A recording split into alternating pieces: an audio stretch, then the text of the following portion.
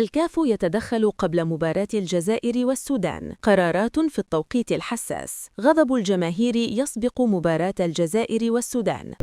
المنتخب الوطني الجزائري في المروك يتعرض للاستفزاز. ضغط شعبي يجبر الكاف على التحرك.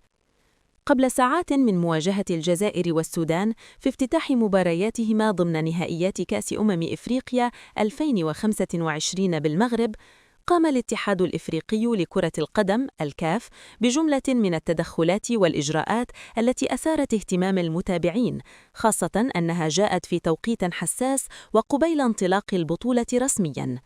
شهدت الأيام التي سبقت المباراة موجة واسعة من الاحتجاجات عبر المنصات الاجتماعية من الجماهير الجزائرية بعدما نفدت التذاكر بسرعة كبيرة واشتكت الجماهير من صعوبة شرائها. وبعد تدخل رسمي من الاتحاد الجزائري، قرر الكاف إعادة فتح منصة بيع التذاكر لمباريات الجزائر في دور المجموعات، في خطوة هدفت إلى امتصاص غضب الجماهير وضمان حضور جماهيري يعكس قيمة المنتخب وبطولة القارة. من بين الإجلاءات التي أثارت نقاشاً واسعاً إعلان الكاف عن طاقم تحكيم المباراة، حيث تم تعيين الحكم الغابوني بيير أتشو، وهو اسم سبق أن ارتبط بعدة جدل تحكيمي في البطولات القارية. هذا الاختيار أثار علامات استفهام لدى بعض المحللين، خصوصاً في ظل السعي لضمان أعلى درجات الشفافية في البطولة وضمان سير اللقاءات دون أي مؤثرات خارجية.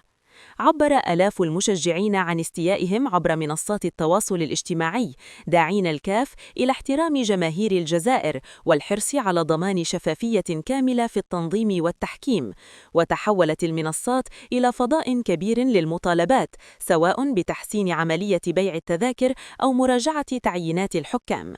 إلى جانب ذلك، حرص الكاف على مراجعة بعض التفاصيل التنظيمية داخل ملعب المباراة في الرباط، سواء من حيث تجهيزات تقنية الفيديو فار أو ترتيبات دخول الجماهير، في خطوة لتعزيز الجاهزية قبل انطلاق البطولة التي تعد واحدة من النسخ الأكثر انتظاراً.